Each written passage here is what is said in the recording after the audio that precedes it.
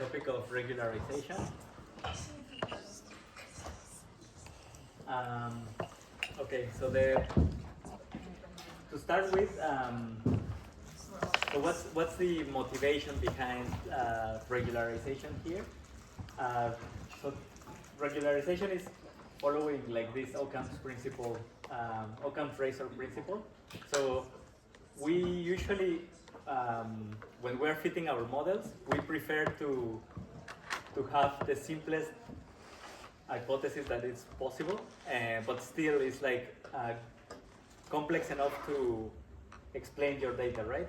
And we started already to see like how you can play with this degree of complexity of your model when we were reviewing this polynomial regression. And as you vary the complexity of your model, you will see that at the beginning, of course, it was not capturing the structure of the data, but as you increase the complexity of your model, then at some point you catch the structure of your data, but then if you overshoot, then you just overfit the data, right? And then you explain the outliers, and this is not really helpful. So you always, one principle that you can follow is just like try to prefer like a simple hypothesis, but sometimes that is a bit complicated to really do in practice. So regularization is like one implicit way to control for this complexity of your model. And yeah, so this is just to say that there are like different ways to control for the complexity of your model, right? Like one is the flexibility of how the model can fit your data, but the other is also like how many features will you consider for explaining your labels. And this part of feature selection is something that we will start introducing with Lasso, but then we will see other methods for feature selection. So this way of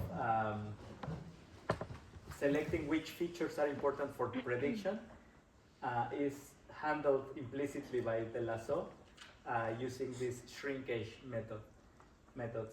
There are other methods for feature selection that we will review next class, but and these are more like stepwise selection of the variables. But yeah, the nice thing of Lasso and Rich is that they are implicitly controlling for the complexity of your model. So the idea for regularization is relatively straightforward. So the main idea is that you start with the loss function that we have reviewed so far, and then you introduce this regularization term. The principle still is you want to find the parameters that minimize some sort of loss, but now the loss is also not only the loss that you started with, but now we also have this shrinkage term, the R of theta. And the goal of this R of theta is to penalize the parameters so that larger parameters are not desirable. And then in the end, you end up having a vector of parameters theta that are either close to zero or that are completely zero. This is how you regularize these parameters. And then by weighting what is the relative importance between the original loss and the regularization term, you can control the trade-off between flexibility or like between bias and variance. There are multiple options for this regularizer term, and one of the most common expressions for this one is just like these p norms. So if you use, so the p norms is just like this, right? It's just measuring the norm of your vector theta, and there are many flavors of this. But in particular, we will review the L1 norm and the L2 norm. So this is just the absolute value of, of, of the elements in your parameter vector and the square of the coefficients, right? So with L1 we have lasso, and with L2 we have reach. And something important here is that with L2 norm, you can still use the methods of stochastic gradient descent that we reviewed last class, because everything is differentiable and you can just proceed as before. But when you are using the L1 norm, things become a bit complicated. In particular, so these laws will not be fully differentiable, but only sub-differentiable. So you can still use like a different flavor of stochastic gradient descent, but you cannot use it just like out of the box stochastic gradient descent. And in reality, the algorithms behind lasso in Python and in R, they don't use stochastic gradient descent, but they use, I forgot the name. Something like Fox, I forgot. But yeah, so stochastic gradient descent is not like quite effective if your function is not differentiable, right? So you can find a way, but it's not easy with SGD. And now, yeah, so now let's define what exactly are the lasso regression and ridge regression. So if we are in the setting of just like plain vanilla linear regression, you remember that this was the loss that we were minimizing, right? So this is just the sum of squares between your predictions and your labels. And now you are introducing this new regularizer. So for ridge regression, you are just adding the squares of every parameter and controlling by this other hyperparameter lambda. And for lasso, it's something very similar, but instead of using the L2 norm, now you are using the L1 norm. So you are adding the absolute value of the parameters, and then also controlled by the hyperparameter lambda. So this hyperparameter lambda will be very important when you are using either lasso or ridge. And this one is the parameter that controls flexibility in your model now. Yeah, any questions so far? So yeah, basically what we are doing here is just like we start with our laws and we add the regularization term. And then that, how much you regularize will be controlled by lambda, and we will see how to choose lambda in a minute. And another important part here is that regularization is not only applicable to linear regression, but you can also use it for logistic regression, or like many other problems. But in logistic regression, remember that our loss function was just the negative log likelihood of y given x, and then you can also add the same penalization terms, just like the squares or the L1 norm. And yeah, and similar considerations apply here, right? Like you can use stochastic gradient descent for this that is like similar to ridge, but it's not really ridge regression. But you can use SGD here, but you cannot use it here. Fortunately, like in the lab, you will see that this is already implemented, so you will play around with how to fit the model using this penalization. And so if you change the parameter lambda, this is what you will observe. So at the left end of this plot, when lambda is equal to 0, you start, so if lambda is equal to 0, then you are basically solving the same problem as you had before, right? And So in this plot, I'm just showing you what is, how the coefficients evolve as a function of lambda. So in lambda equal to 0, you start just with the same parameters that you had before, and usually you have all the parameters are different than 0, right? But as you increase lambda, what happens is that the parameters shrink towards 0. So you see that all the parameters in reach, they go towards 0, but in reality they never fully reach 0. So they are still some small, some small value, but they never reach 0. But so one interesting thing to observe is that so those parameters that seem to be like less important, they go first to lower values, and the important parameters, they also reduce in their norm, but they dominate now the regression. So the important parameters will dominate prediction of your model. And in the case of L1 penalization, so this is lasso regression, what you will observe is that the unimportant parameters will become 0 relatively quickly, and the important parameters will just remain alive.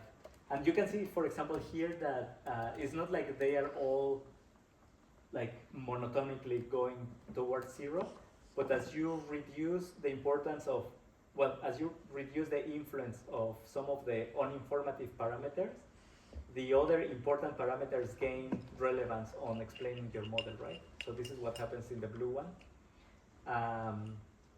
But then at the end, in the degenerate case, when lambda is equal to some very large value, then all your parameters go to 0 because the penalization term dominates. And then when you optimize, of course, you are just optimizing for this one, and this is just like too small to have any weight on your optimization. So this is what you will see also in the lab. And you can see here that this is implicitly choosing what features are the most important for your regression. So you don't really need to go like test the model with and without each of the features, but it's like implicitly doing the selection for you. So this is something very nice of Lasso.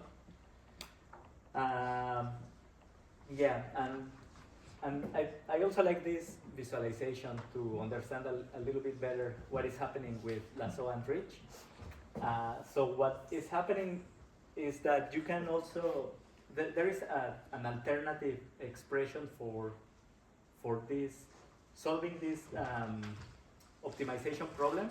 You can also solve it as a constrained optimization problem. So you can also, for example, for Rich, you can also pose this same problem as minimizing the loss L subject to the square, subject to the L2 norm being less than epsilon. So this is like the, it's just like two different alternatives ways to put the same problem.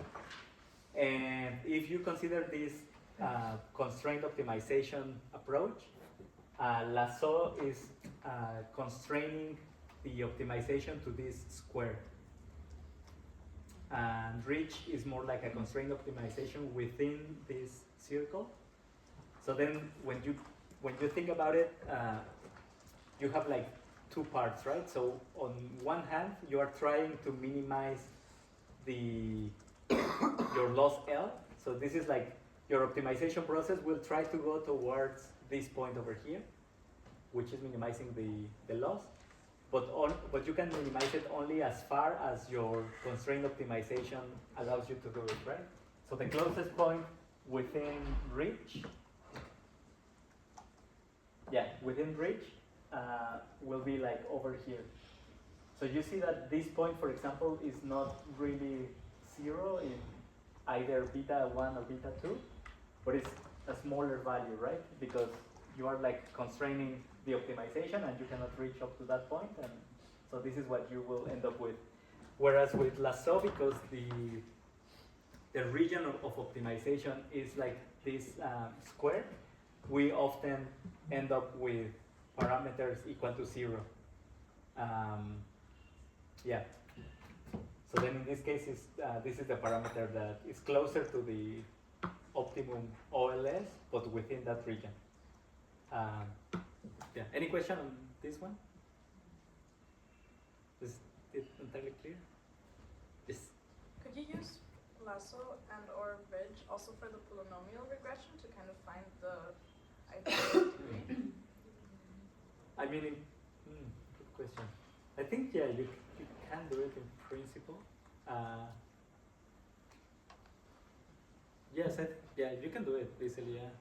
And I mean, probably, yeah, would be a bit weird, let's say, like, because it maybe like you will eliminate x squared and not x to the 5th.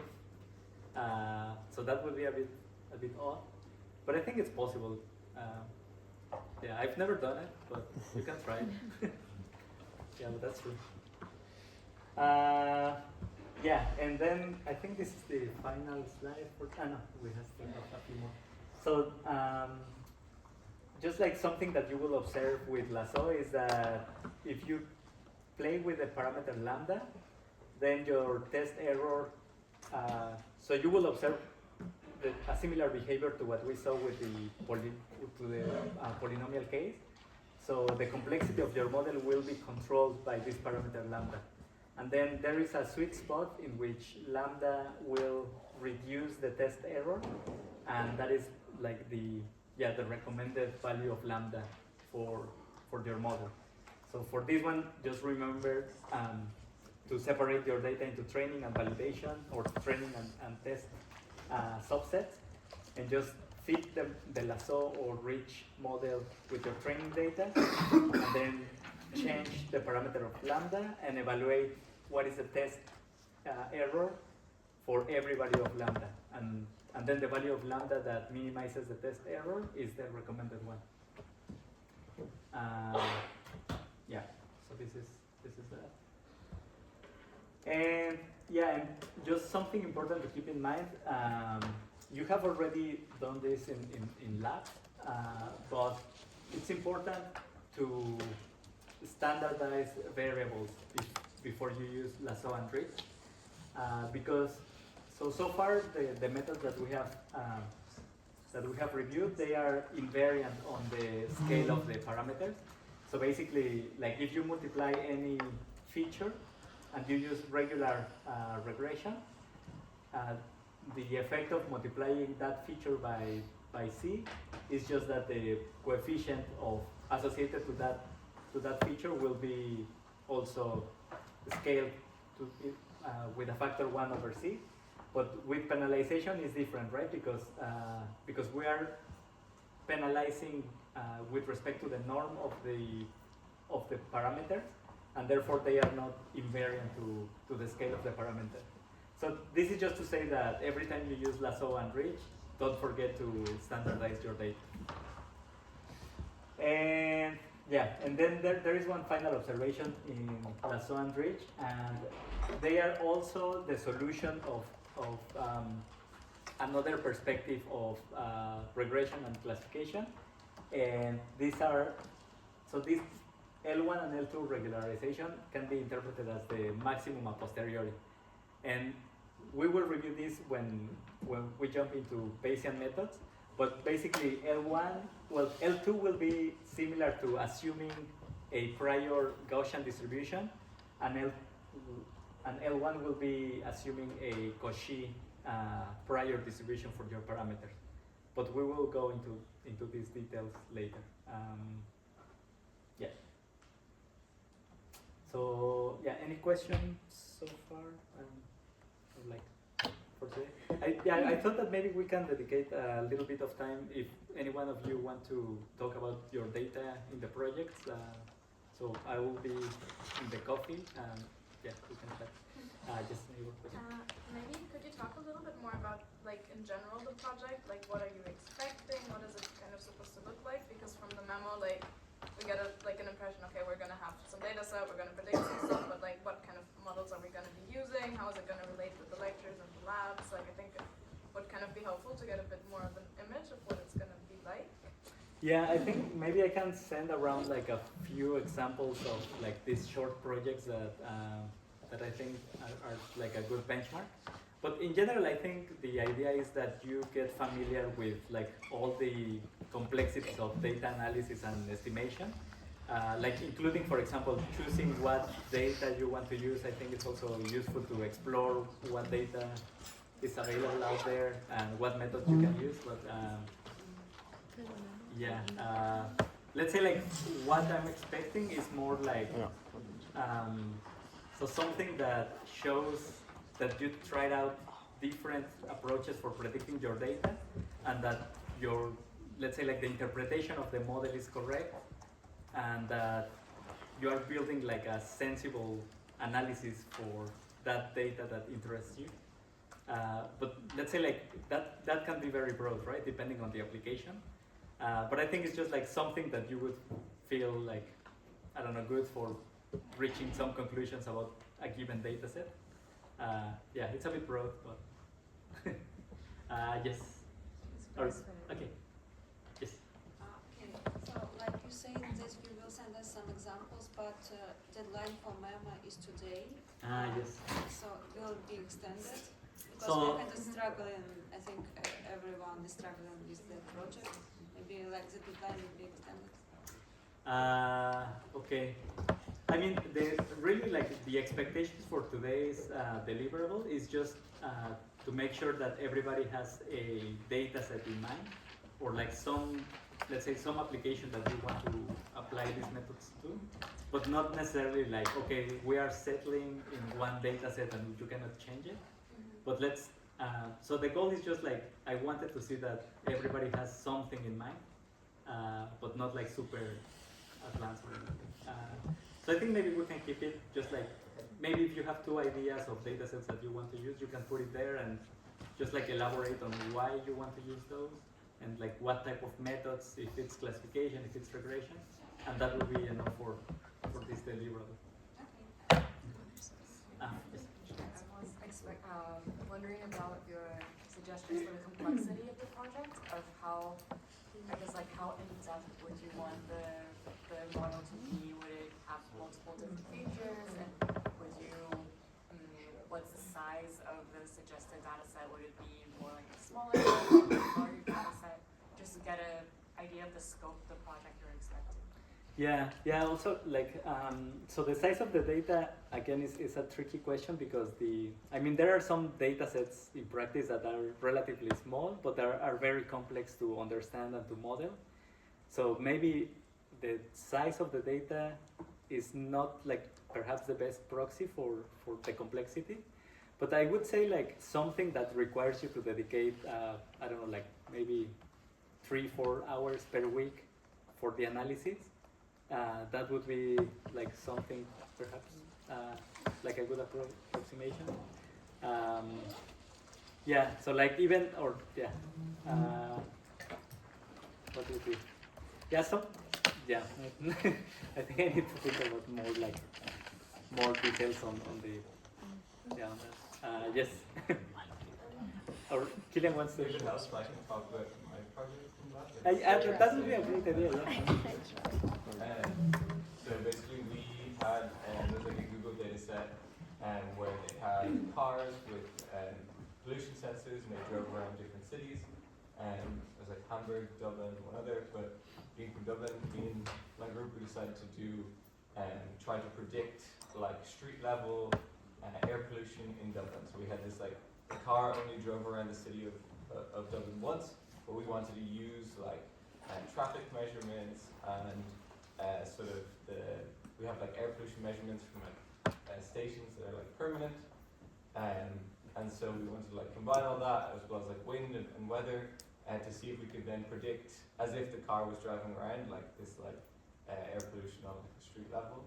Does that make sense? So I think a big task for us was like gathering, we took like I think 4 or 5 different data sets together, like the weather, these like air quality, pollution, and measurements to make one like tabular data set that made sense and that we felt was like could predict the outcome, and then we did I think both like lasso and ridge as well as predictive modeling and neural nets to try to see, and then compared kind of the different modeling approaches which was like most suitable, and then had eventually like predicting forward in time what air pollution would be like.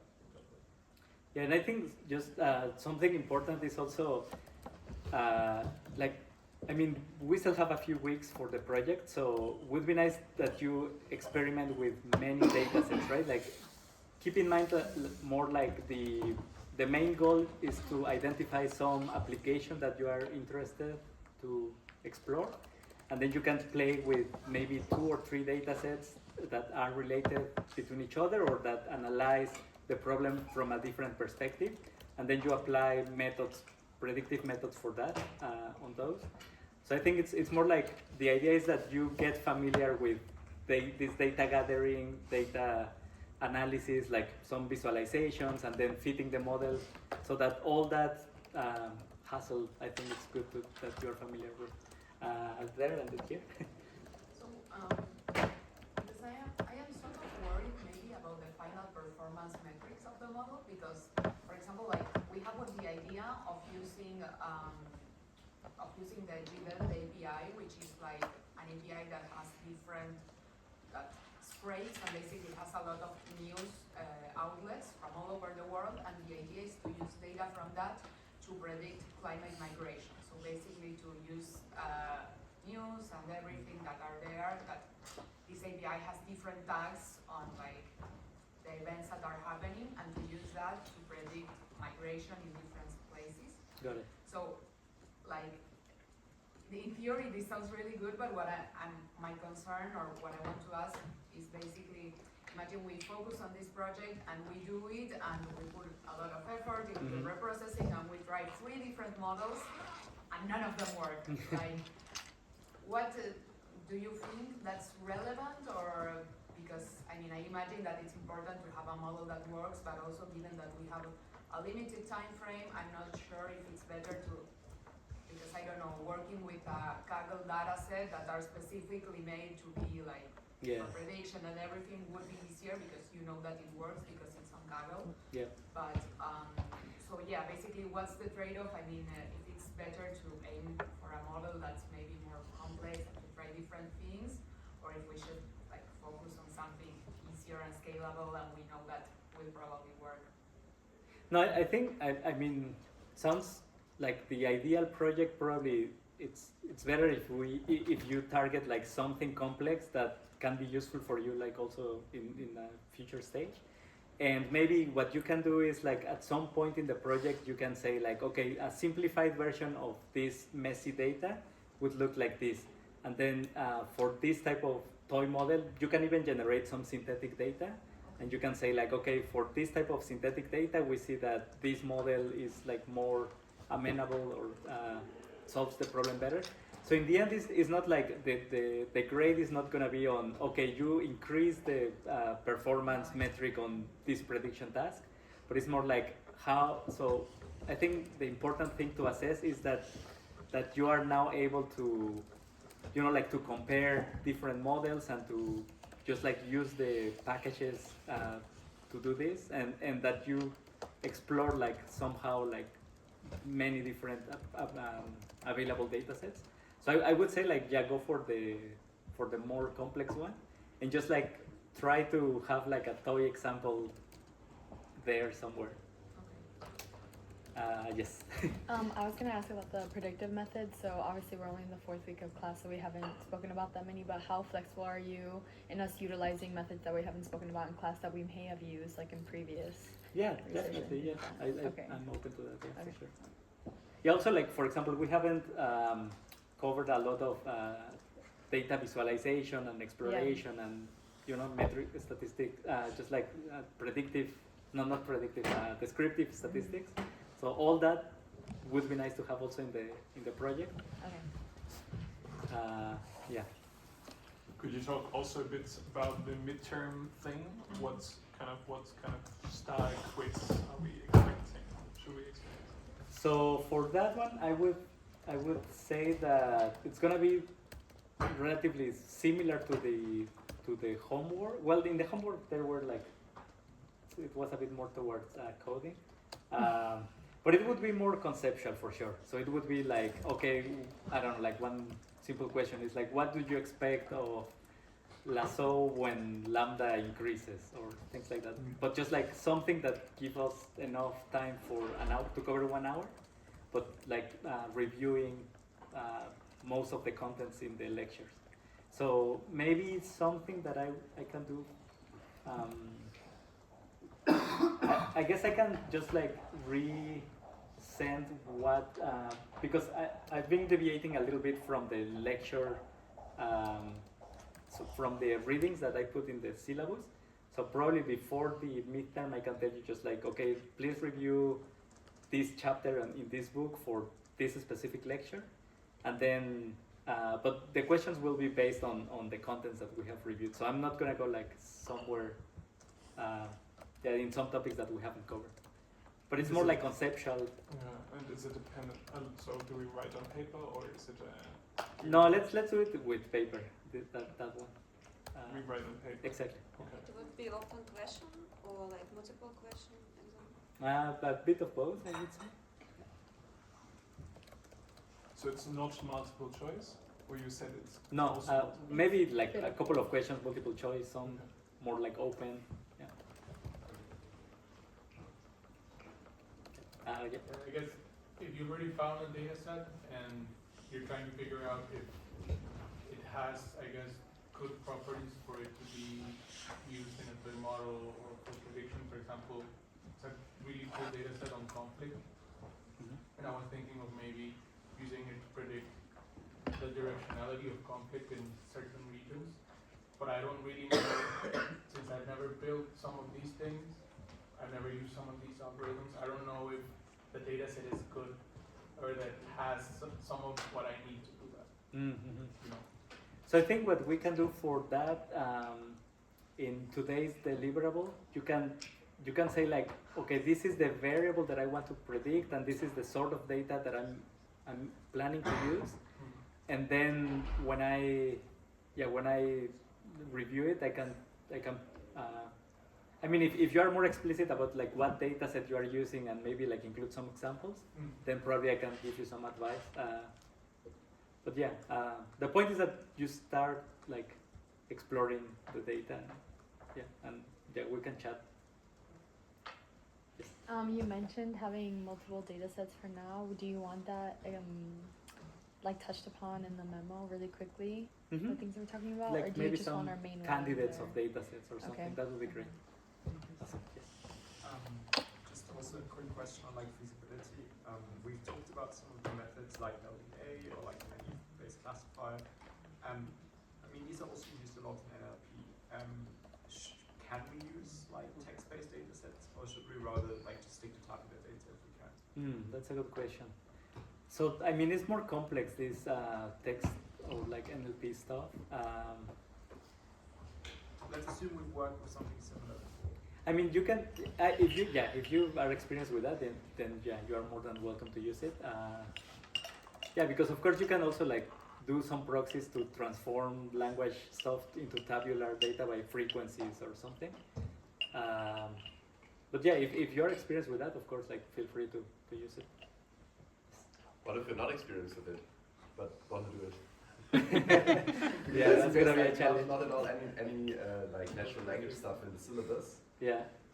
But I have a really nice data set that I wanted to analyze for a while and try to think if I can predict like new text data using the old kind of codings that I have from manual coders. I mean, so I think it's the penultimate. No, I think it's maybe like in 3 classes or something. We will cover some basic structures, basic architectures for neural networks. So maybe some of those models may be helpful, but otherwise I mean, maybe you can also check some like on your own, like maybe some approaches that you can use. But I'm not gonna cover like NLP in particular. Maybe it's one. Maybe we can talk about the transformer architecture, but probably not like super useful for building a project on that, right? Okay. Yeah, I think that will be for today. Thank you for.